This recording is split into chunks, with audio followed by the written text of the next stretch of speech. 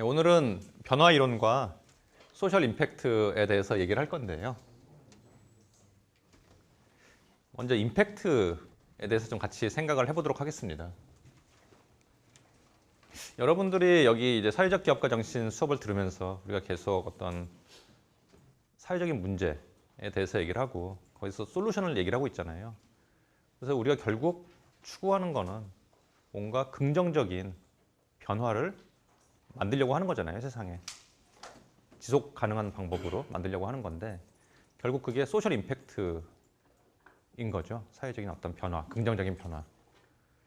여러분들이 생각하는 소셜 임팩트의 정의는 뭔지 한번 각자 생각을 해보면 좋겠어요. 사실 그 임팩트라는 정의는 각자 사람마다 다르게 할 수 있는 거고 또 각자 추구하는 소셜 임팩트 되게 다를 수 있거든요. 어떤 사람은 질병의 문제에 대해서 굉장히 관심이 있을 수도 있고 어떤 사람은 빈곤의 문제에 대해서 관심이 있을 수도 있고 또 어떤 친구는 유기견의 문제에 대해서 굉장히 가슴이 아파서 그런 문제를 해결하고 싶을 수도 있는데요. 그것처럼 굉장히 소셜 임팩트, 각자 추구하는 임팩트가 다를 수 있고 또 그 하나의 그런 마음들이 되게 존중받아야 된다고 생각을 합니다. 그래서 여러분들이 이 수업을 들으면서 각자 나는 이런 임팩트를 만들고 싶어라고 한번 좀 꿈을 같이 좀 꾸고 또 그걸 나누는 시간을 나중에 또 가졌으면 합니다. 그래서 한번 이 수업이 끝날 때까지 각자 좀 생각을 해보시고 수업 끝나고 나면은 같이 좀 나눠봤으면 해요. 임팩트의 의미를 사실 그 원어를 찾아보면은 라틴어에서는 임팩터스라고 그래가지고 push the against 뭔가 이게 팍 미는 거죠. 그래가지고 어떻게 보면 어떤 다른 객체에 에너지를 전달을 하는 거잖아요. 그래서 영어로 따지면은 striking of one thing against another. 그다음에 forceful contact, collision 뭐 그런 식으로 얘기를 해서 그래서 어떤 게 가서 부딪히는 거죠. 그러면 결국 이 부딪힘을 당한 그 객체는 어딘가로 움직이게 될 텐데요. 어떤 그런 변화를 만들어내는 거죠. 그러니까. 그리고 그 밑에 보면은 force, 어떤 힘이죠. 그래서 그 힘인데 어떤 힘이냐면은 새로운 아이디어 또는 컨셉트, 기술 또는 어떤 이념 그런 거에 의해서 생긴 어떤 힘을 얘기를 한다고 얘기를 하고 있습니다. 임팩트라는 거에 대해서요. 그리고 뭔가 영향을 주는 거죠. 영향을 주고 뭔가 바꾸고 그런 것들이 이제 임팩트의 어원인데요. 이게 여러분들의 어떤 소셜 임팩트라는 어떤 개념에서는 어떤 것을 의미하는 건지 각자 한번 생각을 해봤으면 좋겠어요. 임팩트를 얘기하면서 사실 이제 임팩트를 만들기 위해서 굉장히 노력을 하는 사람들이 여기저기 많이 있거든요. NGO가 굉장히 대표적인 예인데요. 여러분들 아마 이 캄보디아 우물 프로젝트에 대해서는 TV에서 혹시 보셨을 수도 있겠어요. 여기 지금 사진 보시면은 버려진 우물 모습이 나오는데요. 이 캄보디아의 메콩강 같은 경우에 굉장히 큰 강이고 그래서 우리가 볼 때 물에 문제가 없을 것 같은데 실제로는 식수의 문제가 굉장히 심각하다고 합니다. 그 이유는 그 물에 석회질 성분이 많이 있고 그래서 먹기가 좀 어렵고요. 또 우물수가 부족해서 사람들이 이제 물 때문에 고통을 많이 받고 있는데요. 특히 1만여 개 초중고등학교 중에서 41%의 학교에 우물이나 수도 등의 기본적인 식수 공급 시설이 결핍되어 있다고 해요. 근데 이게 그냥 물을 못 먹어서 생기는 고통 외에도 교육 문제로도 연결이 된다고 합니다. 예를 들어서 식수 시설이 없는 초등학교의 출석률이 학교와 식수 시설이 있는 학교를 비교해 보면은 식수 시설이 있는 학교에서 출석률이 2.5배 높다. 그럼 결국 학생들이 공부를 더 많이 하게 되고 그게 또 더 좋은 직업을 갖게 되고 결국 어떤 또 소득이 생기고 어떤 빈부격차가 이런 식수의 문제 때문에도 생길 수 있다는 거죠. 그래서 이런 문제를 해결하기 위해서 국제적인 노력이 있었는데요. 지난 30여 년 동안 국제구호재단 그리고 NGO 단체들이 우물 파주기 운동을 많이 했다고 해요. 그래서 수만 개의 우물을 팠다고 합니다. 그런데 이제 문제는 대부분 무용지물이거나 예산 부족 등으로 버려진 채로 방치가 된다고 합니다. 그렇다면 돈은 되게 많이 투자를 하고 사람들이 또 노력도 많이 했는데 임팩트는 별로 없는 그런 사례가 되는 거겠죠. 그래서 왜 그런가 따져보니까 여러분들도 혹시 그런 캄보디아 우물 파기 프로젝트를 보신 적이 있을지 모르겠는데 보통 이렇게 얘기를 한다고 합니다. 여러분들이 우리가 100만 원을 모으면 우물 하나 팔 수 있다고. 그럼 사람들이 생각할 때 100만 원에 우물 하나? 그럼 내가 10,000원만 내도 나 같은 사람이 100명만 있어도 우물 하나 파서 굉장히 많은 아이들이 도움을 받을 수 있겠구나. 그런 좋은 생각을 갖게 되잖아요. 그러면 이제 돈을 내는 거죠. 그러면 그렇게 해가지고 예를 들어서 500만 원을 모았단 말이죠. NGO에서 500만 원을 모으면은 우물을 5개를 파야 되는 거죠. 5개를 파서 사진을 찍어가지고 가서 보여줘야 되는 거잖아요.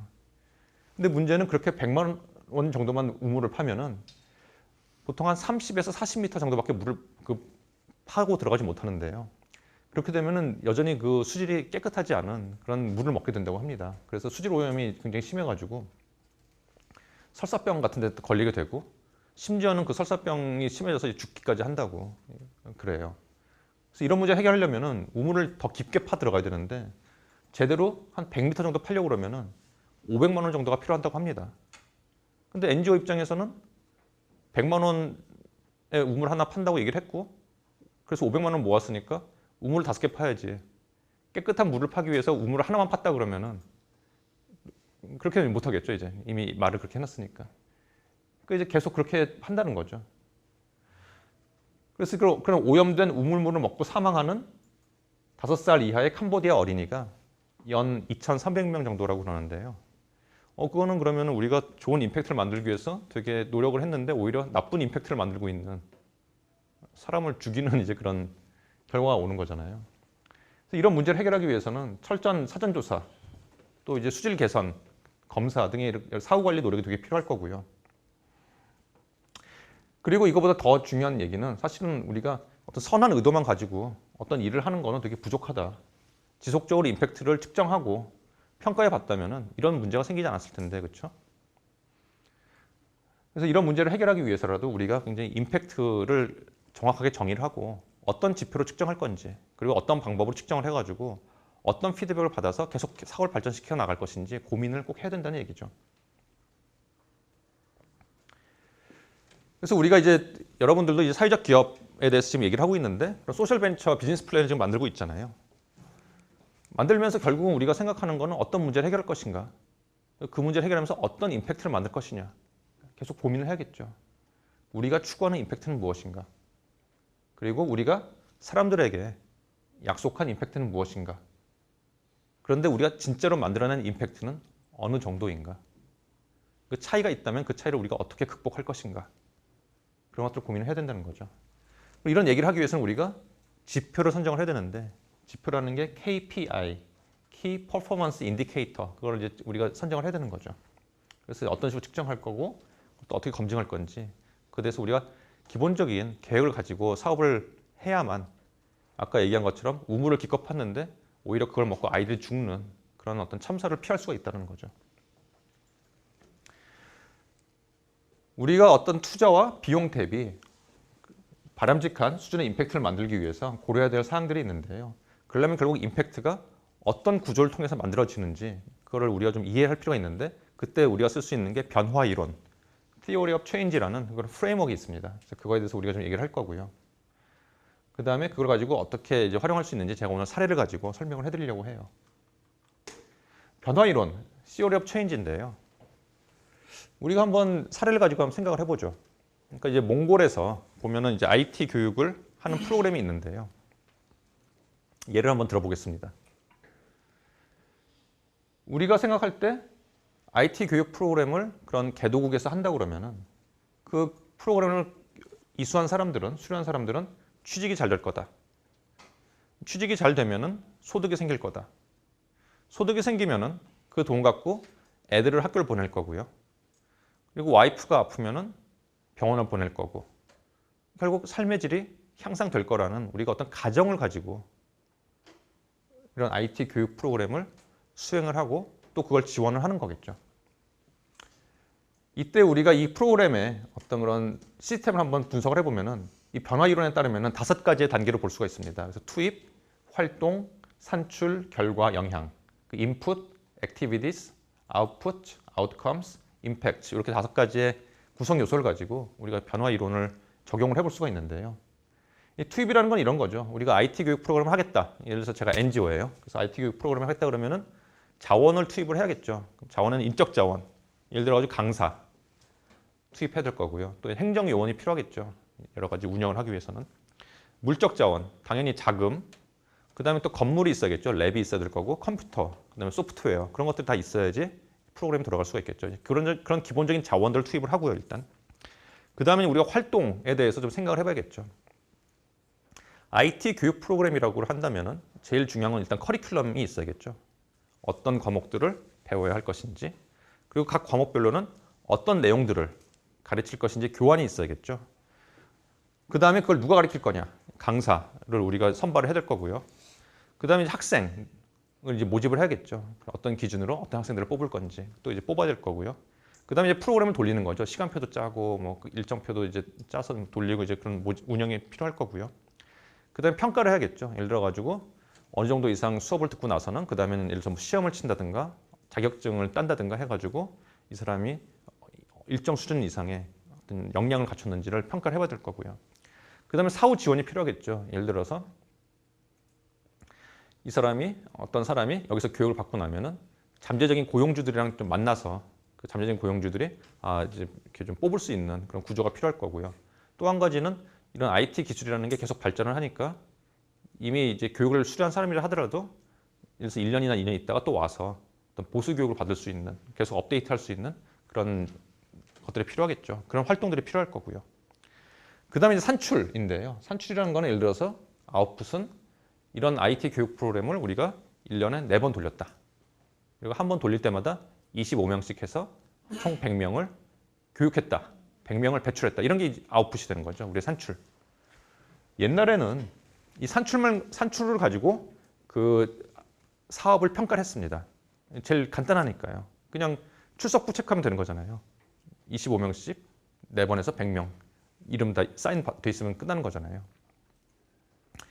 이렇게 평가하는데 좀 문제가 있는데요. 문제가 뭐냐면은 예를 들어서 제가 지금 NGO를 운영을 하고 있단 말이죠. 그리고 몽골에서 IT 교육 프로그램을 하고 있는데 그래서 1억을 받았어요.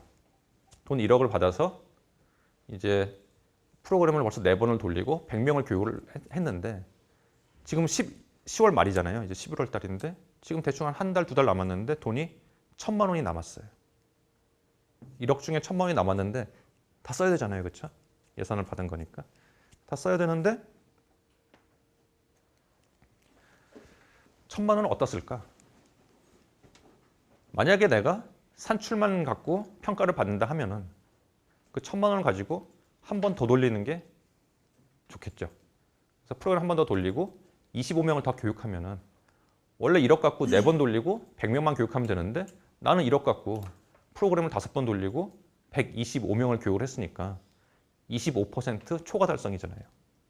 그럼 예를 들어서 코이카에서 봤을 때는 다른 NGO는 1억 갖고 100명만 교육했는데 너희는 1억 갖고 5번 돌리고 125명이나 교육해서 25% 초과 달성했으니까 잘했네. 내년에 또 해. 그렇게 되겠죠. 그런데 그 125명을 다 만나보니까요. 실제로 취직된 사람은 예를 들어서 10명밖에 없는 거죠. 우리가 생각할 때 이 IT 교육에 대해서 예를 들어서 정부에서 돈을 지원을 할 때는 한국 정부에서 몽골의 IT 교육에 지원을 할 때는 아까 얘기한 것처럼 교육을 받으면 취업이 되고 그러면 소득이 증가해서 삶의 질이 향상될 거라는 어떤 이런 가정을 가지고 우리가 시작을 했는데 교육을 굉장히 잘 시켰어요. 100명만 시키면 되는 걸 125명 시켜가지고 했는데 취업은 10명밖에 안 됐어요. 그럼 그 뒤는 다 꽝이잖아요. 우리가 생각했던 임팩트가 일어나지 않는 거잖아요. 이게 어떡하죠? 그럼 이런 상황에서 평가 방법을 바꿔야겠죠. 몇 명을 교육했느냐가 중요한 게 아니고 몇 명이 취업됐느냐. 예를 들어서 취업률은 얼마나 되느냐. 그리고 취업의 질은 어떠한가. 예를 들어서 취업 사람은 되게 많이 됐는데 예를 들어서 시세는 그런 인력이 뭐 시간당 예를 들어서 10,000원을 받는 사람들인데 우리 프로그램을 나온 사람들은 10,000원, 시간당 5,000원밖에 못 받는다. 그럼 우리 교육 프로그램 별로 좋지 않은 거잖아요. 우리 수료생들을 데려간 고용주들이 만족도를 측정을 해보니까 뭐 그냥 그저 그렇다. 아니면 좀 약간 불만족이다. 문제 있는 거잖아요. 그러면 질적인 측면도 같이 보자는 거죠. 취업자 수, 취업률, 그런 양적인 측면, 또 임금 수준, 고용기간. 만약에 우리 프로그램에서 정말 역량을 많이 키워준다 그러면 고용기간도 길겠죠. 회사에서 필요한 사람이 될 테니까. 근데 만약에 별로 아니라고 그러면 회사에서 좀 써보다가 그냥 나가라고 그럴 거잖아요. 고용기간도 짧아지겠죠. 고용주의 만족도, 이런 취업의 질을 같이 보면서 결과로 평가를 한다고 그러면 내가 아까 돈이 1억 원래 예산이 있었는데 1,000만 원이 남았어요. 그 1,000만 원 가지고 내가 만약에 이런 결과로 평가를 받는다면은 프로그램 한 번 더 돌릴까요? 그렇지 않겠죠. 그런 경우에 난 차라리 그러면은 우리가 지금 100명을 교육을 했는데 아직 취직이 예를 들어서 7명밖에 안 됐어요. 왜 이렇게 취업률이 낮지? 이유를 생각을 해볼 거고, 그래서 이유를 찾아보니까 우리의 커리큘럼이 너무 후지다. 그러면 내가 갖고 있는 1,000만 원을 커리큘럼을 보완하는 데 쓸 거고요. 우리는 커리큘럼도 좋고 교환도 너무 좋은데 강사의 질이 너무 떨어진다. 그러면 아까 그 1,000만 원 갖고 강사를 더 좋은 강사를 모시든지 월급을 더 올려줘서 아니면은 기존의 강사들을 역량을 강화해가지고 강사의 어떤 질을 높이겠죠. 아니야. 우리는 지금 다 좋아. 모든 걸 다 잘하고 있는데 사후 지원이 좀 부족해. 그럼 그 1,000만 원 가지고 사후 지원 이벤트를 만들고 그런 데 쓰겠죠. 이게 무슨 얘기냐면은 자원을 배분하는 데 있어서 뭐가 기준이 되냐에 따라서 자원 배분 전략이 되게 많이 달라진다는 거죠. 그래서 산출물이 아니라 결과물, 아웃컴, 아웃풋이 아니라 아웃컴으로 결과를 측정하는 게 굉장히 중요하다는 거죠. 근데 이 아웃컴도 한계가 있어요. 예를 들어가지고 이제 그럼 아웃컴을 평가를 하니까 기업이 이제 굉장히 NGO가 신경을 많이 써가지고 취업률을 굉장히 많이 높였단 말이죠. 그래서 아까 돈 1,000만 원 남은 것 같고 필요한 데다 돈을 많이 잘 써가지고 취업률이 예를 들어서 100명을 교육을 시켰는데 60명이 취업이 됐어요. 괜찮잖아요. 100명이 교육을 받았는데 60명이나 취업이 됐어. 되게 괜찮네. 그런데 그 60명 취업이 된 사람들 집에 가서 인터뷰를 해보니까 여전히 와이프들은 아픈데 병원을 못 가고 있고요. 여전히 애들은 학교를 가지 않고 있어요. 그러면 우리가 원하는 바람직한 사회 변화는 아직 일어나고 있지 않네. 뭐가 문제지? 그래서 다시 인터뷰 조사를 좀 해보니까 깨달은 게 이 남자들이 취직이 돼가지고 돈을 잘 버는데 그 돈 가지고 도박을 하더라. 그 돈 가지고 술을 먹더라. 그러면 꽝이잖아요. 그렇죠? 우리가 원하는 임팩트가 일어나지 않고 있잖아요. 그럼 이거 어떻게 하지? 그럼 이제 그런 게 우리가 만약에 이제 포착이 되면은 그때는 지금 딴 건 다 좋은데 마지막에 이 소득에서 삶의 질로 이어지는 고리가 좀 부족하구나. 그렇다면은 이 문제를 해결하기 위해서 예를 들어서 NGO와 같이 또 다른 NGO와 같이 협력을 해서 뭐 금주 교육을 한다든가 경제 교육을 한다든가 제일 확실한 거는 와이프 통장으로 바로 돈을 써주는 게 제일 확실하죠. 보통 이제 남자들은 좀 애들에 대해서 신경 안 쓰기 때문에 하여튼 그건 그래서 이제 중요한 거는 우리가 결국 임팩트를 만들기 위해서 뭔가를 하는 거라면은 그 임팩트가 나오고 있는지 안 나오고 있는지를 측정하는 게 굉장히 당연하다는 거죠. 그래서 정말 본인과 가족, 커뮤니티의 사람들의 삶이 어떻게 변화되고 있는지를 보고 만약에 그렇지 않다면 어느 부분이 지금 빵꾸가 나 있지? 그걸 파악을 하고 그 부분에 대해서 우리가 자원을 배분하고 또 노력을 기울여서 그 문제를 해결해서 결국 우리가 원하는 임팩트를 만들어낼 수 있다. 그게 바로 어떤 변화 이론을 적용했을 때 우리가 체계적으로 분석을 할 수가 있는 거겠죠. 소셜 임팩트 측정 사례로 제가 G세이버 사례를 좀 말씀을 드리려고 합니다. 이 G세이버 프로젝트는 여러분들 다 아시는 굿네이버스라는 NGO와 코이카, 굿쉐어링은 몽골에 있는 현지 사회적 기업이고요. 또 우리 이화여대, 한양대, 그리고 카이스트도 원래 있어야 되는데 카이스트 로고가 없어졌네. 하여튼 뭐 그래서 이렇게 굉장히 여러 기관들, 또 이제 학교들이 같이 노력을 해서 운영하고 있는 건 사업인데요. 이게 몽골 울란바토르의 모습입니다. 여러분들 울란바토르 많이 들어보셨겠지만 되게 추운 곳이죠. 그래서 전 세계에서 가장 추운 수도 1등, 2등을 다투는 모스크바랑 같이 그런 도시인데요. 그래서 연평균 온도가 0도래요. 근데 연평균 0도라는 건 사실 그렇게 크게 느껴지지 않을 수도 있는데 제가 이제 이 프로젝트 때문에 1월 달에 몽골에 갔었는데 영하 44도를 찍었거든요. 아침에. 그래가지고 제가 그거를 스마트폰에 이제 화면 저장을 해가지고 이제 카톡으로 자랑도 하고 막 그랬는데 영하 44도 딱 찍고 나니까 옆에 있는 그 분들이 뭐 그렇게 추운 건 아니고 뭐 이제 1년에 한 8개월에서 9개월 정도가 겨울이거든요. 굉장히 춥죠. 일단 춥고, 그리고 또 이제 몽골 사람들은 그 유목민들 그 전통이 있어가지고, 특히 이제 가난한 사람들은, 잘 사는 사람들은 이제 아파트에 살지만 가난한 사람들은 이제 옛날에 전통 텐트, 게르라고 불리우는 텐트에 이제 사는데요. 겨울에 추우면 이제 그러니까 추우니까 난로를 엄청나게 떼겠죠. 보시면 가운데 난로를 떼는 모습이 보이는데, 이 난로를 엄청나게 떼면은 거기서 이산화탄소가 엄청나게 발생을 하겠죠. 우리 지난번에 김지석 전문가님 오셔가지고 CO2에 대해서 이제 많이 얘기를 하셨는데, 이 CO2가 그 몽골이 굉장히 추운 것도 여러분 다 아시겠지만 울란바토르라는 도시가 전 세계에서 대기 오염으로 1등, 2등을 합니다.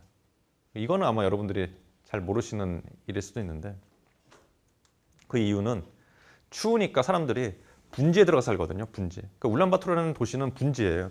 분지 안에 위치해 있는데, 분지 안에 있으니까 이 아래에서 그 피는 그런 이산화탄소 매연들이 쭉 올라와가지고 거기다 또 이제 바람이 없기 때문에 그 도시 상공에 딱 이렇게 싸고 있는 거죠. 그래가지고 겨울에 1월, 2월에 가시면은 앞에 5m 앞이 잘 안 보여요. 너무 그 매연이 심해가지고 굉장히 숨쉬기도 힘들고요. 이게 더 심각해지는 거는 사람들이, 가난한 사람들은 질이 낮은 석탄을 쓰죠. 그리고 심지어는 폐타이어 같은 거 막 떼고 그러거든요. 그러면 당연히 이제 안 좋겠죠. 그 월드뱅크에서 분석을 한 결과에 따르면은 아까 얘기한 것처럼 울란바토르가 전 세계에서 1등, 2등 하는 대기 오염이 그런 도시인데, 그 대기 오염의 70% 정도가 이 게르에서 나오는 매연 때문에 그렇다고 그래요. 굉장히 심각한 사회적 문제죠. 전통 난로의 문제점. 첫 번째로는 경제적 문제 생각을 해보면은 가난한 사람들 같은 경우에는 소득의 거의 반 정도를 연료비에 지출을 한다고 합니다. 그러니까 특히 이런 겨울, 굉장히 긴 겨울 시즌 동안에 굉장히 생활이 쉽지 않은 그 문제가 있고요. 환경 문제, 지금 말씀드린 것처럼 공기 오염이 세계에서 2위, 1, 2위를 다투고 있고요. 건강 문제, 호흡기 질환이죠. 그래서 5세 미만 사망의 30% 정도가 대기 오염과 관련이 돼 있다. 그리고 사실 거기에 있는 미세먼지가 또 바람 타고 여기까지 또 넘어오기도 하잖아요. 서울까지. 우리의 문제이기도 하죠, 그게. 그러니까 이 전반적으로 이런 문제들 때문에 또 삶의 질의 문제가 있고요.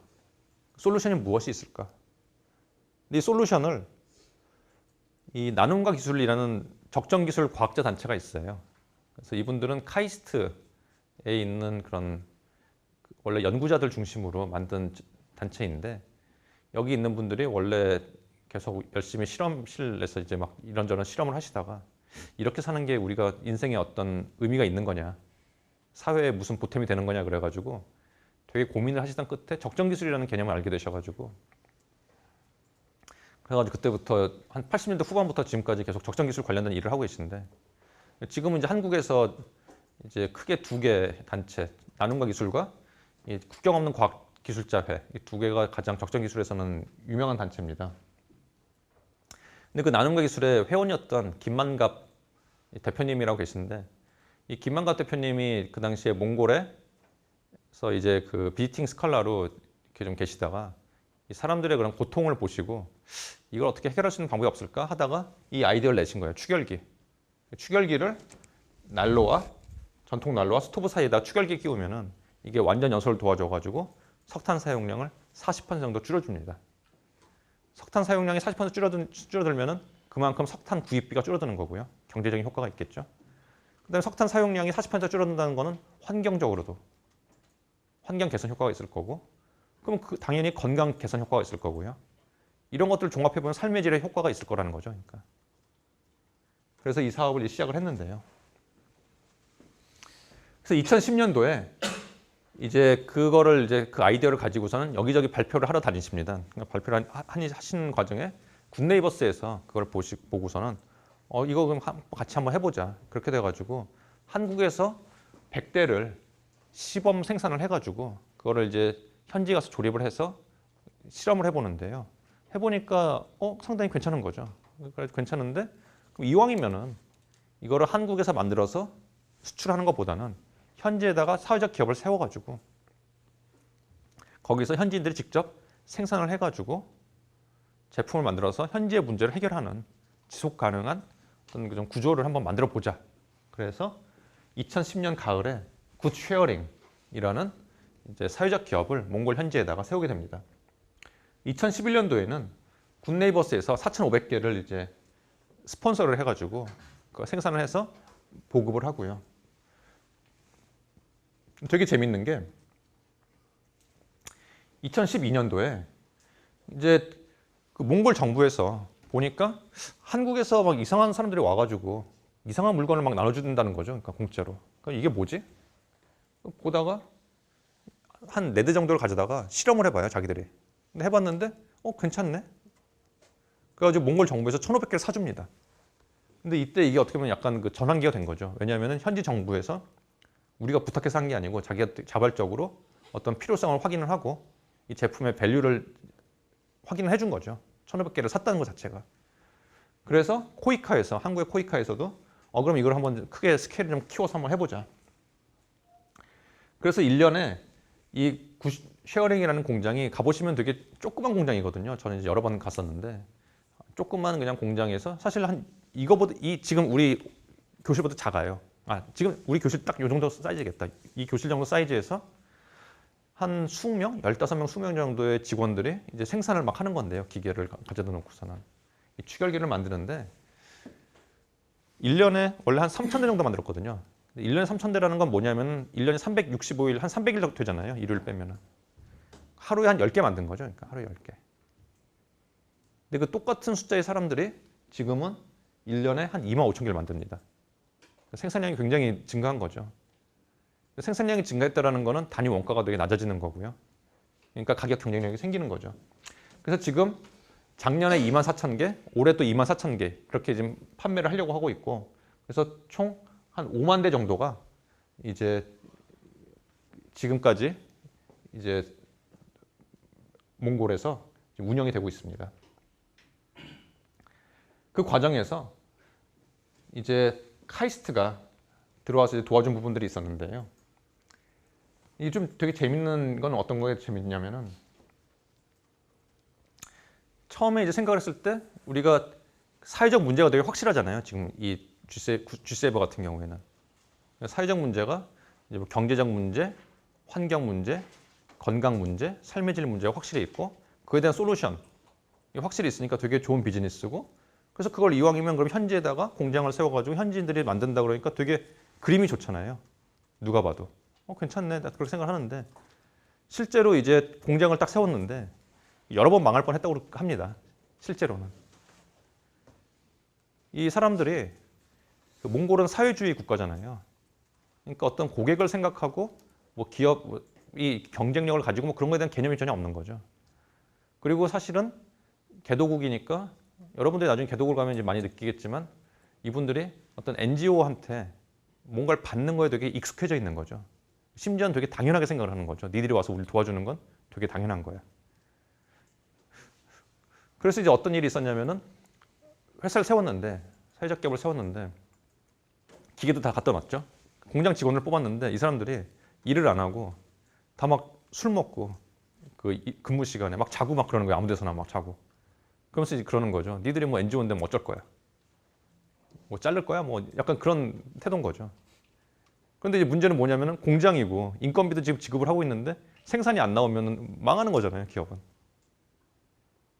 그래가지고 처음에 거의 망할 뻔했었는데 이 회사 입장에서는 되게 다행스러웠던 게 그 공장장을 새로 뽑아가지고 한국에서 보내는데 이분이 삼성에서 그 공장 운영 경험이 좀 있으셨던 분이었던 거예요. 그러니까 이분이 가셔가지고 삼성식으로 관리를 합니다. 그러니까 그래가지고 빡세게 이제 관리를 하는데 첫 번째로 한 게 제가 이제 인터뷰를 해보니까 그 규율을 세우는 게 자기가 제일 먼저 한 거라고 하더라고요. 그 원칙을 세우는 거. 그래가지고 처음에 얘기를 한 게 3번 지각하면 1번 결석이고 3번 결석하면 무조건 잘린다. 1번 잘리면은 절대 안 받아준다. 되게 단순한 거죠. 그리고 막 예를 들어서 술 먹다 걸리면 1번 결석한 거랑 똑같다. 근무 시간 중에. 뭐 그런 규칙을 세워놓고서는 이거는 우리가 무조건 지킬 거다. 그렇게 했는데 처음에 사람들이 뭐 그래봤자 니들 NGO인데 뭐 설마 그러겠어? 뭐 설마 자르겠어? 약간 그런 태도였다고 그래요. 근데 실제로 한 명, 두 명 잘리고 나니까 그때부터 사람들의 생각이 바뀌는 거죠. 이건 장난이 아니구나. 이건 진짜구나. 그러면서 이제 그 또 되게 재밌는 게 여러분들이 보통 보면은 뭐 팀플을 할 때도 여러분들이 마찬가지지만은 팀플 해보면은 되게 프리라이더들 있잖아요, 그렇죠? 어딜 가든 간에 조직을 가면은 그냥 확률적으로 이렇게 사람이 10명이 있다. 그러면은 한 두세 명 정도는 뭐 누가 특별히 시키지 않아도 되게 알아서 잘하는 사람들이 있고요. 한 두세 명 정도는 어떻게 해도 안 하는 사람들이 있죠. 그리고 나머지 중간은 약간 눈치 보는 거거든요. 이쪽이냐 이쪽이냐. 근데 문제는 이쪽에 문제를 일으키는 사람들이 잘려 나가니까 여기 나머지 있는 사람들도 이쪽으로 가는 거죠. 같이 잘해보자.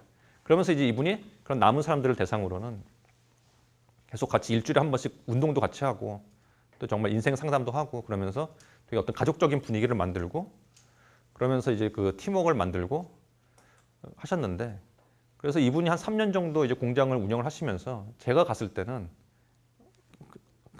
누가 감시하지 않아도 자기들이 그냥 알아서 계속 일을 하고 있고 심지어는 그 몽골 현지인들이 기계를 만들었어요 중간에. 그래서 어떤 기계였냐면은 그 여기 보시면은 이 부분이 연통이랑 닿는 부분이니까 동그래야 되잖아요. 그러니까 그거는 이제 쇠를 잘라가지고 그거를 이제 이렇게 망치로 두들겨가지고 이렇게 둥그렇게 접어야 되는 거거든요. 그걸 원래 손으로 다 했는데 이 몽골 현지인 분들이 기계를 이제 만들어가지고 집어넣으면 이렇게 돌아가면서 말리게 하는 그걸 또 만드셨더라고요. 그런 건 이제 이 사업이 정말 내 거라는 생각이 있으니까 그렇게 하시는 거잖아요. 그런 식으로 하니까 이제 사업이 점점 발전이 된 거죠. 그래가지고 사업이 발전이 되고 그랬는데 또 되게 재밌었던 게 뭐였냐면은 한 번은 이 공장장님이 그 직원들한테 공장의 생산 직원들한테 여러분들 다 오늘 생산하지 말고 텐트에 가가지고 우리 제품을 우리 고객들이 어떻게 쓰고 있는지 보고 오라고 그랬대요. 나중에 얘기를 들어보니까 이 생산 직원들이 그거는 우리 잡 디스크립션에 없는 건데 우리 컨트랙트 계약할 때 그런 걸 하라는 일은 없었는데 왜 그런 걸 시키냐. 되게 부당하다. 하기 싫다 막 그러면서 막 되게 그랬었대요. 싫어하고 막 그랬었는데 어쨌든 간에 뭐 하도 뭐 세게 막 얘기를 하니까 결국 나갔죠 다. 그래가지고 추운데 텐트 이제 가가지고 방문을 다 했는데 방문을 해보고선 이 사람들이 되게 바뀐 거예요. 뭐가 바뀌었냐면은 자기들이 이제 공장에서는 그냥 하라고 그러니까 그냥 이렇게 계속 무의미하게 어떻게 보면 그냥 물건을 열심히 만들어가지고 생산을 했는데 텐트에 가서 보니까 사람들이 되게 막 그 손을 잡으면서 너무 고맙다고 당신이 만든 이 물건 너무 잘 쓰고 있다고 이거 덕분에 되게 따뜻하고 연료비도 되게 많이 줄어들고 막 그런 얘기를 들으니까 자부심이 생긴 거예요 이 사람들이 내가 하는 일에 대해서. 그러니까 그때부터는 누가 시키지 않아도 정말 되게 자부심을 가지고 열심히 하는 이제 그런 분들이 됐고 그러면서 또 한 가지 되게 중요했던 게 뭐였냐면은 이 공장장님이 가서 얘기를 한 게 뭐가 좋은지도 보지만 뭐가 문제인지도 알아갖고 오라고 그랬거든요. 그런데 좋은 점 얘기해보라고 그러니까 따뜻하다. 연료비가 절감이 된다. 당연히 뭐 그런 거 잘 되고 있는데 문제점이 뭐냐 물어보니까 청소하기가 너무 힘들다. 근데 그게 사실은 굉장히 중요한 부분이었던 게 이게 여기서 이제 그 앞에 보시면은 여기서 석탄을 떼가지고 그 연기가 이 안에서 이렇게 순환이 돼가지고 그래서 나가는 거잖아요. 그러면서 이제 완전 연소를 돕는 건데 이제 문제는 뭐냐면 여기서 끓음 같은 게 생기고 예를 들어서 뭐 석탄 부서기 같은 게 중간에 들어가가지고 막혔다 예를 들어가지고 막히면 못 쓰는 거잖아요. 근데 이제 문제는 기존 제품은 너무 무겁고 조립과 분해가 쉽지가 않아가지고 사람들이 막히면 그냥 버리는 거죠. 어떻게 할 수가 없으니까. 그러면은 역시 우리가 원하는 임팩트는 일어나지 않잖아요. 그런 문제들을 이제 저거 갖고 와가지고 같이 토론을 하면서 이걸 어떻게 해결할까. 그래서 해결할 수 있는 건 해결했는데 아까 얘기한 것처럼 중간에 막히고 조립과 분해를 쉽게 하는 거는 그 설계를 다 바꿔야 되는 거고 설계를 바꾸면 생산 공정도 다 바뀌어야 되는 건데 굉장히 큰일이잖아요. 그걸 함부로 할 수가 없었던 거죠. 특히 이 사회적 기업 굿쉐어링은 그냥 현지인들 정말 생산 기술밖에 없는 사람들이고 R&D를 할 수 있는 사람들은 아니잖아요. NGO도 R&D를 할 수 있는 기술이 있는 것도 아니고. 근데 그때 카이스트가 들어오는 거죠. 카이스트 그 기계공학과 교수님들이랑 그 대학원생들이 들어와가지고 우리가 같이 도와주겠다. 그래가지고 대전에다가 이 텐트를 2개를 세워놓고서는 거기다가 G세이버를 설치를 해가지고 이 학생들이랑 교수님이 같이 실험을 막 열심히 해가지고 디자인을 몇 개를 만들어요. 그래가지고 그거를 실제로 몽골에 가가지고 한 2주 정도 머물면서 다 이제 실험을 여러 가지를 해보고서는 이 디자인이 최고다. 그래서 그 디자인을 가지고서는 생산 공정을 바꿔가지고 2세대 모델을 만들거든요. 그거는 현지 사회적 기업도 할 수 없는 일이었고 굿네이버스라는 NGO도 할 수 없는 일이었는데 카이스트라는 대학교가 들어오니까 할 수 있었던 거잖아요. 그러니까 이런 식으로 협력이 일어나면은 그럼 경쟁력이 생기는 거죠. 그래서 카이스트의 도움을 받아가지고 이제 그 제품이 업그레이드가 됐고요. 아까 얘기했던 그 변화 이론을 우리 G세이버 케이스에 한번 적용을 해보면은 그럼 이 G세이버 게르거주의 저소득층을 위한 G세이버를 보급을 해서 그래서 난방 시간 증가, 연료 비용 절감, 유해가스 배출 감소, 신규 일자리 창출 그런 것들이 저랑 또 이제 여가 시간 증가, 건강 상태 증진, 대기질 개선, 개인 수입 증가, 지역 경제 활성화 이런 것들로 연결이 되고 결국은 삶의 질 개선, 그 지속 가능한 지역 사회 이런 임팩트가 나오는 거죠. 이런 변화 이론을 가지고 우리가 분석을 해볼 수가 있는데요. 이제 측정을 이제 해야 되는데 이제 문제는 현지의 사회적 기업, 굿쉐어링이나 아니면 굿네이버스라는 NGO가 그런 어떤 전문성이나 그런 시간이 없잖아요. 기본적으로 그런 자원이. 그럼 누가 하지 이거를 측정을? 이런 거 데이터 분석하고 데이터 수집하고 분석하고 이런 거는 학교가 되게 잘하는 거잖아요. 그래가지고 제가 이제 이화여대 있을 때 우리 이화여대 팀을 만들었어요. 그래가지고 이화여대 팀을 만들어서 이제 그때부터 이제 시작을 해가지고 2014년부터 시작을 해가지고 지금도 지금 하고 있는데요. 저희가 그래서 그 임팩트를 한번 측정을 해보자. 그래서 이제 융복합적인 접근을 하는데 그 이유는 이 코이카 사업의 특성에 맞게 행정, 경영, 경제, 사회복지, 환경공학, 의학, 보건학 등 다양한 학문 간의 융복합적인 조사 방법론을 적용을 해야겠다. 그래가지고 실효성 있는 성과 관리 및 컨설팅을 제공하겠다라고 이제 저희가 한 거고요. 그다음에 믹스드 모드로 이제 한 거는 저희가 이제 그런 인터뷰, 설문조사도 했지만 또 저희가 장비를 많이 사가지고 그래서 어떤 대기질을 측정을 한다든가 아니면 건강 측정을 하는 그런 장비들을 활용을 해서 데이터를 모았고요. 그 다음에 RCT라는 게 있는데요. 랜덤마이즈드 컨트롤 트라이얼이라는 게 있습니다. 근데 이게 되게 중요한 이유는 예를 들어가지고 이제 우리가 측정을 할 때 어떤 G세이버라는 게 있죠. G세이버라는 게 있는데 그걸 이제 사용을 하고 나서 측정을 해보죠. O라는 게 observation인데요. 측정을 이제 사용하고 나서 측정을 하는데 그래서 이런 식으로 측정할 수가 있는 거죠. 어땠어요? 써보니까. 그러면 사람들이 예를 들어가지고 너무 좋아요, 뭐 따뜻해요, 뭐 그렇게 하는 거죠. 보통은 이런 식으로 측정을 하거든요. 성과를. 그게 이제 인터뷰로 나오는 거죠. 예를 들어서 여러분들이 NGO의 소식지 같은 데 보면은 저런 거 보는 거죠. 그러니까 그 몽골의 울란바토르에 사는 40세 모모 씨는 G세이버를 2달 동안 사용했는 결과 뭐 연료비가 몇 % 줄고 굉장히 만족스럽다고 얘기했습니다. 그래서 이제 사진 같이 이제 뭐 그런 거 한 2-5명? 근데 그걸 어떻게 믿을 수가 있죠? 결과를 되게 믿기 어려운 거죠. 정말 그 G세이버 때문에 효과가 생긴 건지 뭐 그런 것도 얘기하기 되게 어렵고. 그래서 우리가 보통 하는 게 비포 애프터 측정을 하는 거거든요.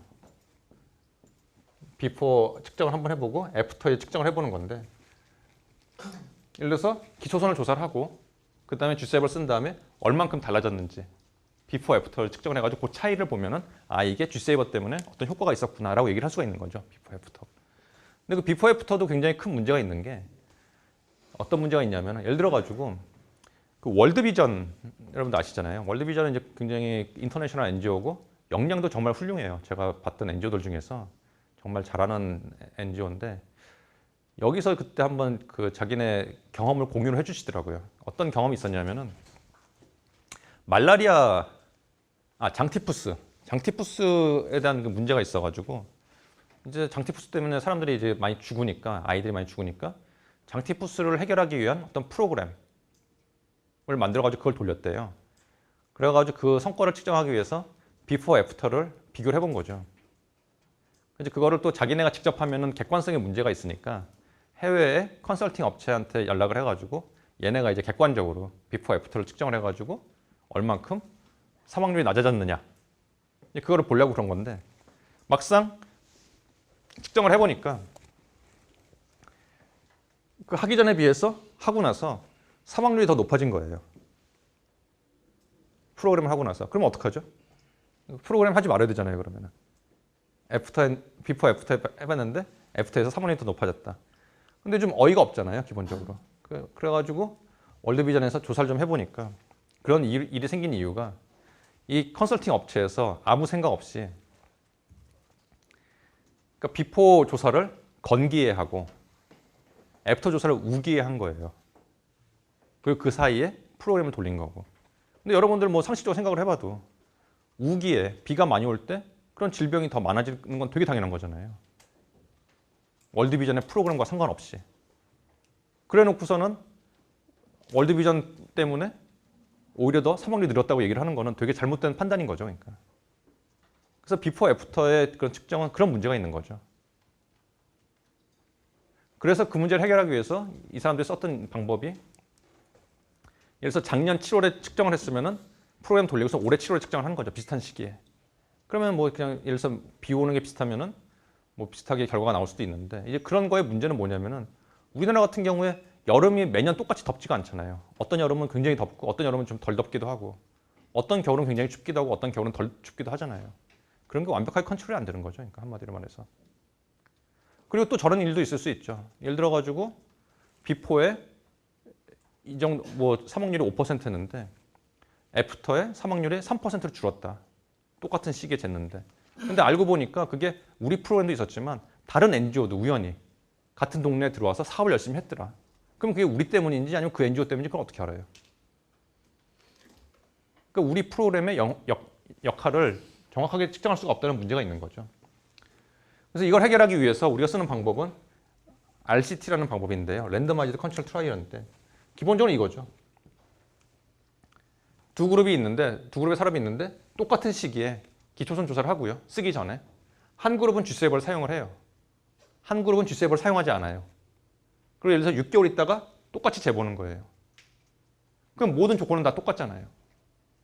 딱 한 가지 차이는 G세이버를 썼느냐 안 썼느냐. 그럼 이 두 그룹 간의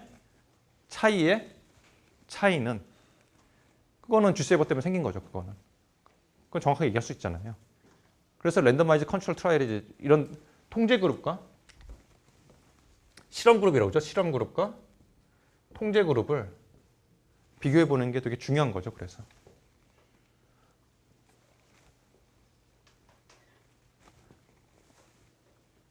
굿네이버스 같은 경우에는 굿쉐어링 같은 경우에는 사실은 이미 한 4만 대 정도 보급이 이미 됐잖아요.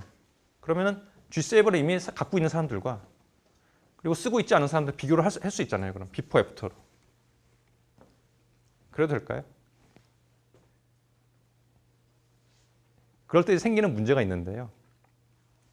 그 문제는 뭐냐면은 G세이버를 산 사람들이랑 안 산 사람들을 비교를 하잖아요.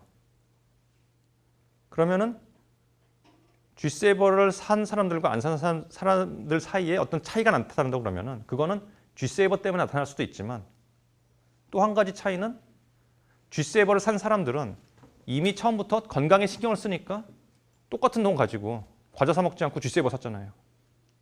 그럼 그런 사람들은 청소라도 한 번 더 하고 실내 환기라도 한 번 더 할 가능성이 많은 사람들인 거거든요.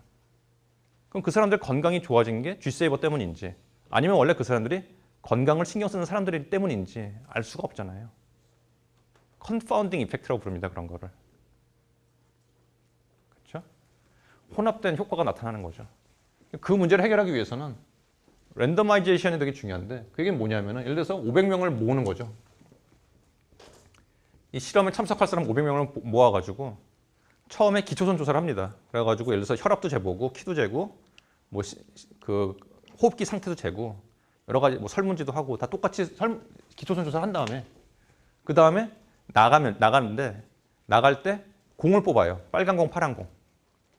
빨간 공을 뽑으면 바로 G세이버 설치해 주고요. 파란 공을 뽑으면 6개월 있다 설치해 줍니다. 그러고 나서 6개월 후에 조사를 하고 나서 보면은 이 차이는 이 두 그룹 간의 차이는 모든 게 다 컨트롤이 된 거죠. 그러면 그때는 그거는 G세이버 때문에 생긴 거라고 우리가 얘기를 할 수가 있는 거죠. 그러니까 우리가 어떤 G세이버 또는 어떤 프로그램 또는 여러분들이 앞으로 할 어떤 아이템의 효과를 정확하게 측정하기 위해서는 제일 정확한 거는 이렇게 랜더마이즈드 컨트롤 트라이얼을 해가지고 쓴 사람들과 안 쓴 사람들 간에 어떤 차이가 있는지를 기초선과 그 사전 사후 평가를 해가지고 측정을 해보는 게 가장 정확하게 임팩트를 측정하는 방법인데 문제는 돈이 많이 들죠.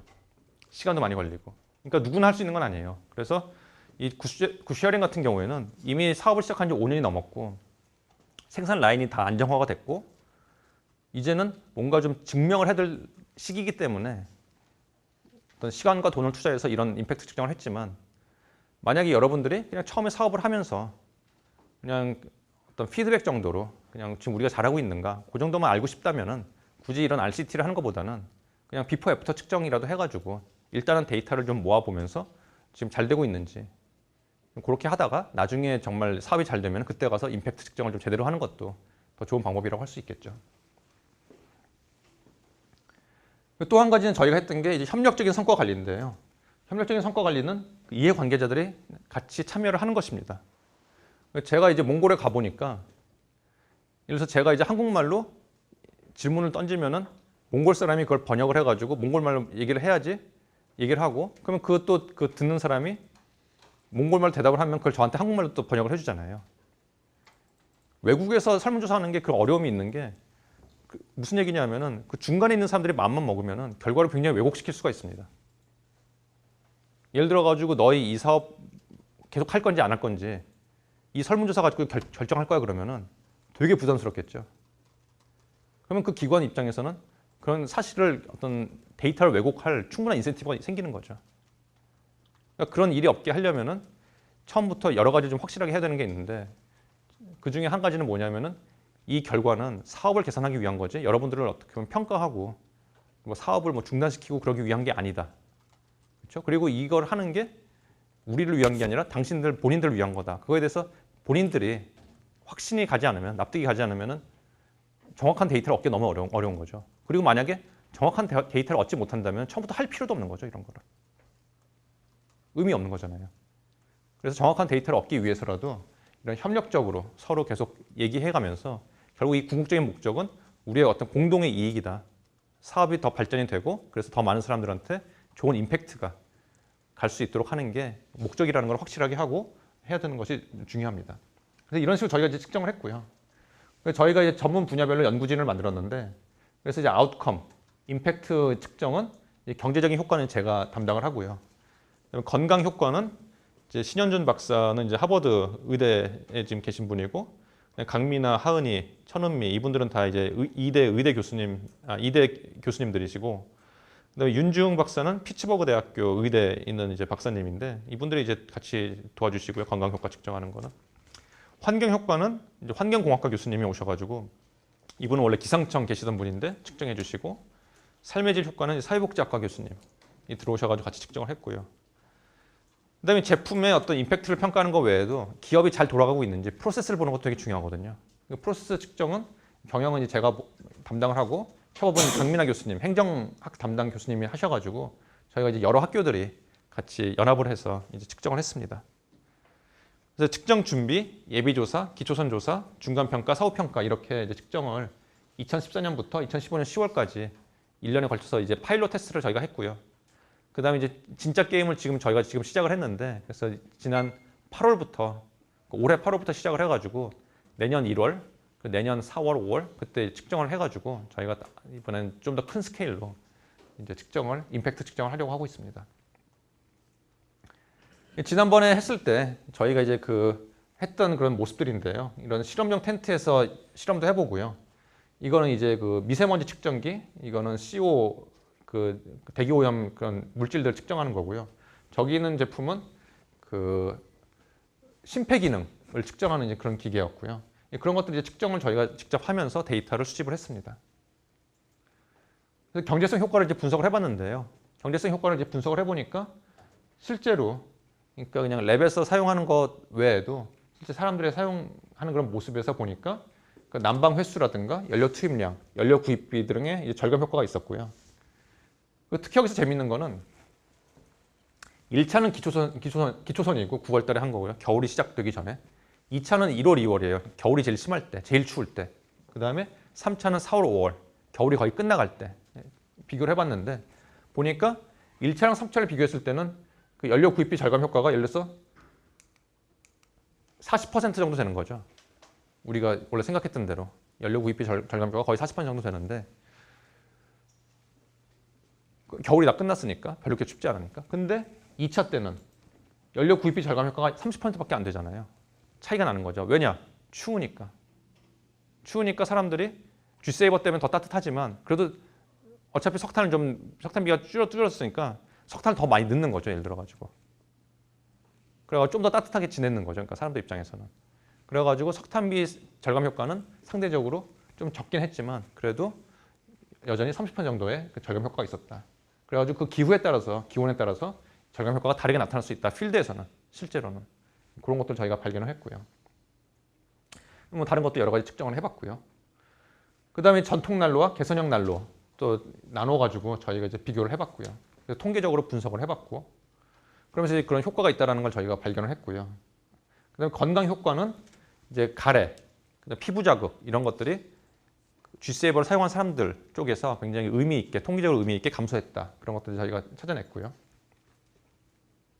환경 효과 이제 측정을 해봤는데 1단계에서는 위성사진, 그 다음에 나사에서 이제 제공하는 위성사진과 대기를 가지고 이제 분석을 했고, 2단계에서는 그 지상 관측소에서 모으는 그런 데이터를 가지고서는 분석을 해봤고, 3단계에서는 실내 텐트를 2개 세워가지고 양쪽에서 G세이버가 있을 때 없을 때 저희가 이제 측정을 해가지고 분석을 해봤는데, 그러면서 저희가 찾은 거는 뭐냐면은 G세이버 설치를 하더라도 거기서 발생하는 CO, NO2의 양은 차이는 없었다.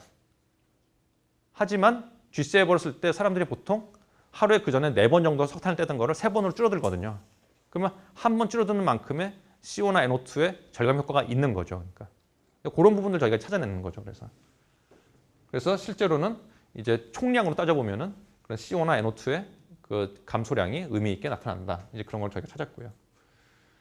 삶의 질 효과에서는 저희가 WHO에서 만든 그런 삶의 질 측정을 해가지고 보니까 이런 건강, 사람들이 느끼는 어떤 건강의 측면에서 G세이버를 썼을 때 의미 있는 효과가 있더라. 그런 것들 저희가 찾았고요. 경영 시스템 평가는 그 KPMG 여러분들 아시죠? 회계법인. 영국에서 그 코이카 같은 게 디피드라는 그 기관이 있는데, 영국의 원조 기관이 있는데, 거기서 영국의 KPMG랑 같이 협력을 해가지고 만든 프로세스가 있어요. 그걸 이제 저희가 갖다가 이제 그 기업의 시스템을 평가를 했는데, 사회적 기업에. 그래서 이제 프로세스, 조직 구조 전략, 그 다음에 뭐 재무 관리, 인적 관리, 생산 관리, 마케팅 관리 뭐 그런 걸 다 같이 한번 좀 분석을 해봤습니다. 그래가지고 뭐 여러 가지 분석을 해봤는데, 여기서 저희가 되게 재밌게 봤던 건 뭐였냐면 인적 자원 관리였어요. 어떤 점이 좀 특별히 재미가 있었냐면은 그 G세이버 만드는 굿쉐어링에 왔던 이제 몽골 직원 중에 그 아주머니가 한 분 계셨는데, 이 아주머니는 시골에서 양이랑 소 같은 걸 막 키우다가 그러다가 이제 이상 기온이 한 번 와가지고 다 얼어 죽은 거예요. 근데 이제 그러면 가축이 다 죽었으니까 먹고 살 수가 없잖아요.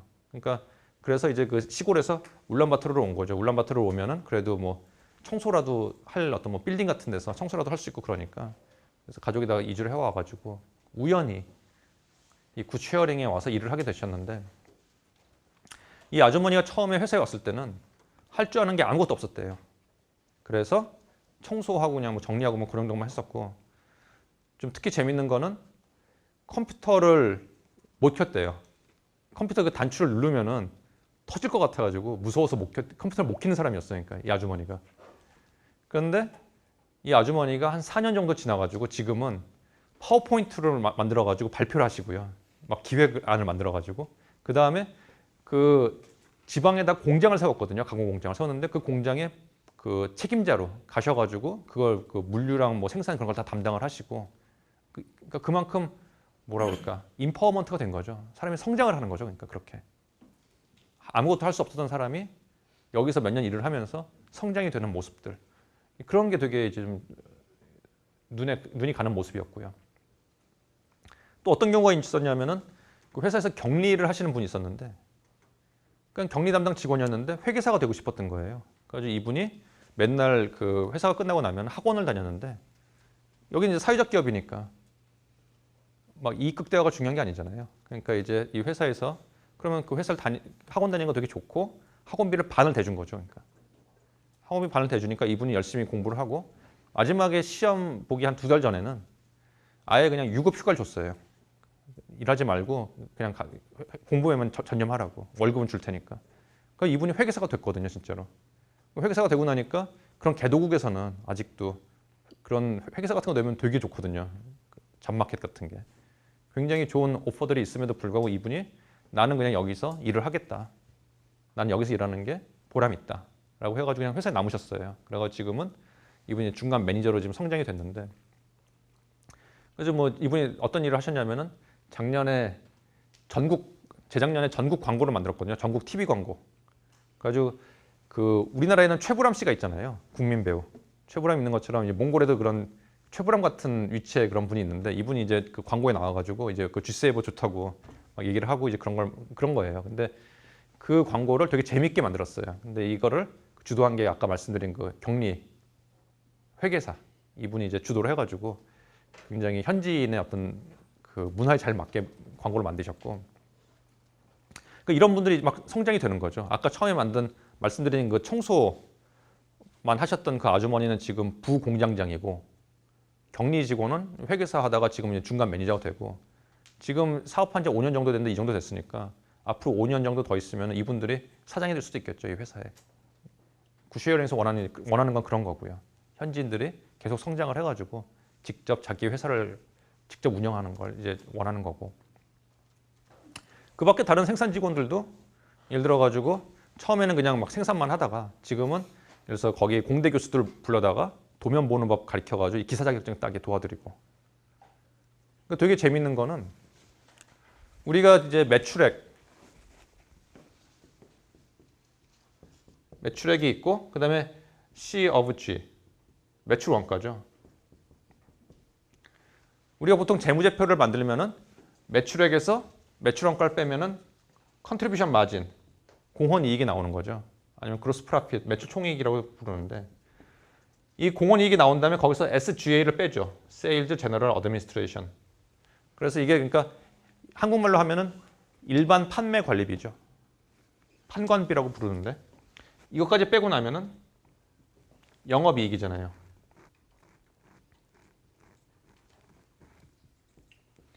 일반 기업들은 이거를 맥시마이즈 하려고 그러는 거죠. 영업이익을. 여러분들이 회계학이나 뭐 그래서 배우는 게 이런 거잖아요. 영업이익을 어떻게 맥시마이즈 할 거냐. 그러려면은 SGA를 줄여야 되죠.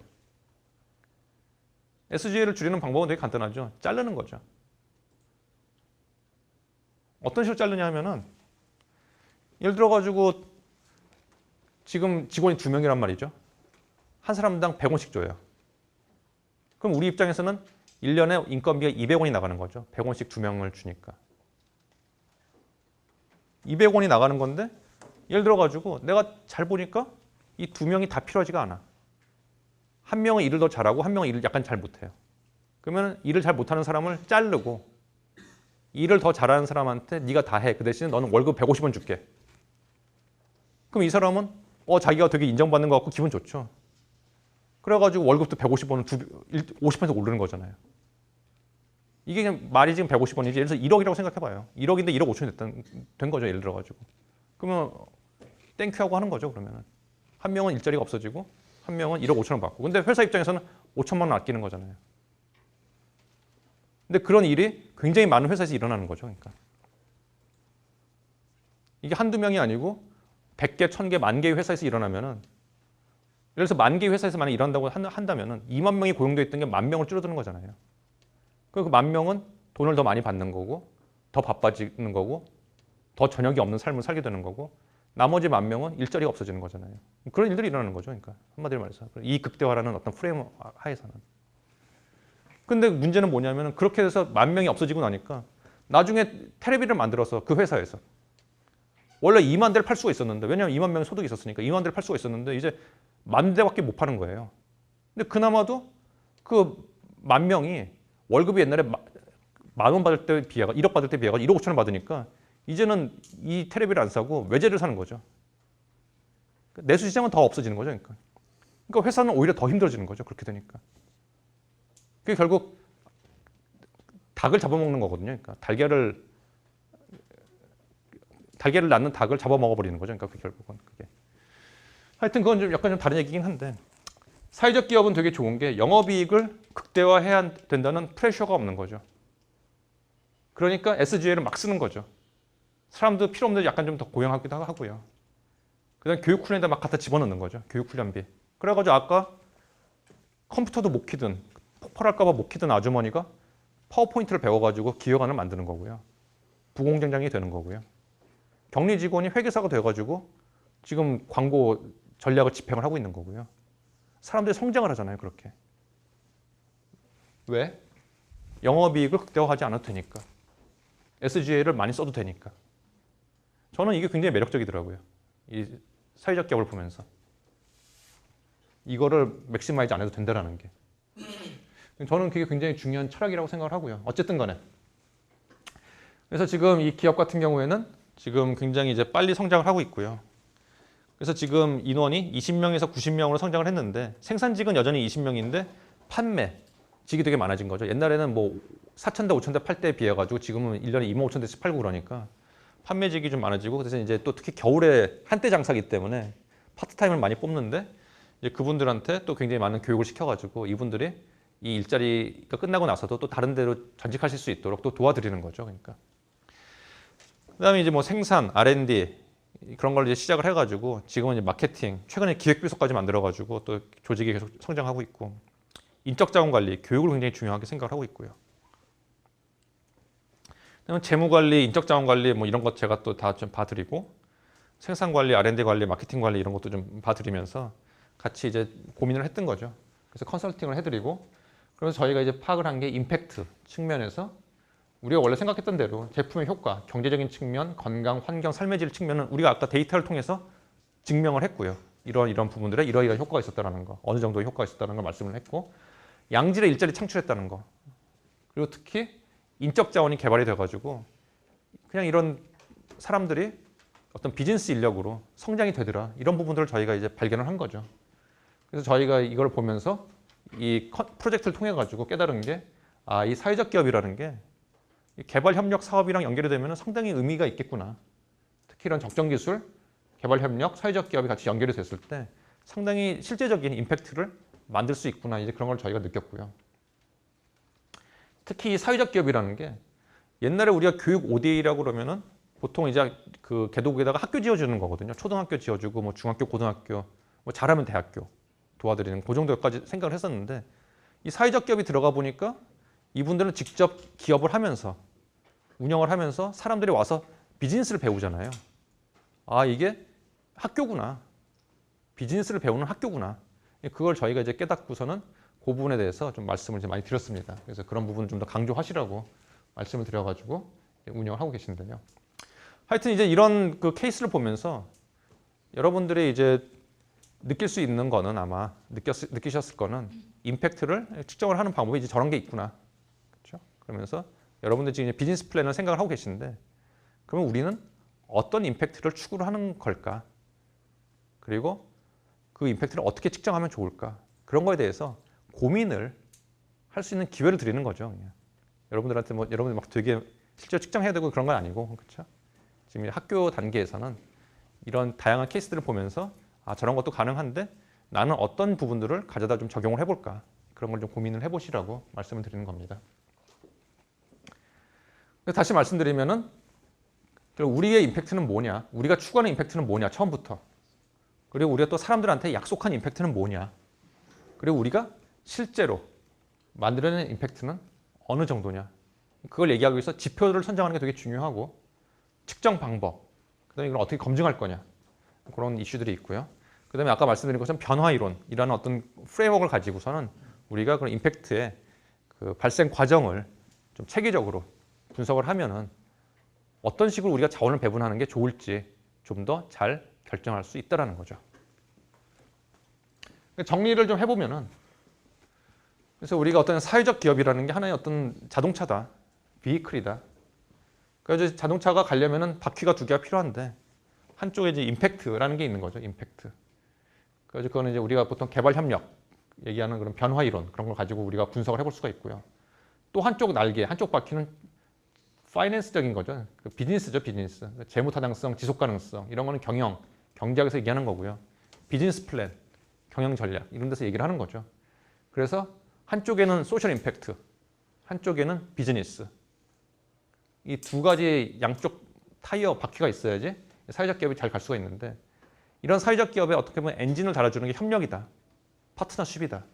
자원이 어차피 부족하기 때문에 협력이 되게 중요하고 그리고 어떤 그 엔진이 잘 가기 위해서 연료라는 게 결국 자금이죠. 자금. 파이낸스가 되게 필요한데 그 파이낸스 측면에서는 ODA 자금이라든가 임팩트 금융 그런 데서 자원을 잘 가져다 쓰면은 그러면 잘 갈 수 있다. 근데 문제는 어디로 갈 거냐? 어디를 향해 갈 거냐? 결국 글로벌 사회 혁신을 향해서 가는 거죠. 근데 그걸 방향을 잘 가려면 운전대가 되게 중요한데 그 운전대라는 게 결국은 임팩트를 측정하고 평가하는 프로세스다. 아까 우리 캄보디아 우물 얘기도 했고요. 그렇죠?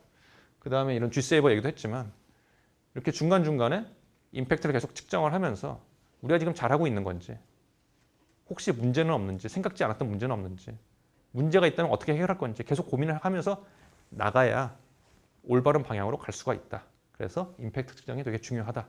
처음부터 여러분들 비즈니스 플랜 만들 때부터 이런 것들을 염두에 두고 하면은 좀 더 좋은 비즈니스 플랜을 만들 수 있다라고 얘기를 할 수가 있겠습니다.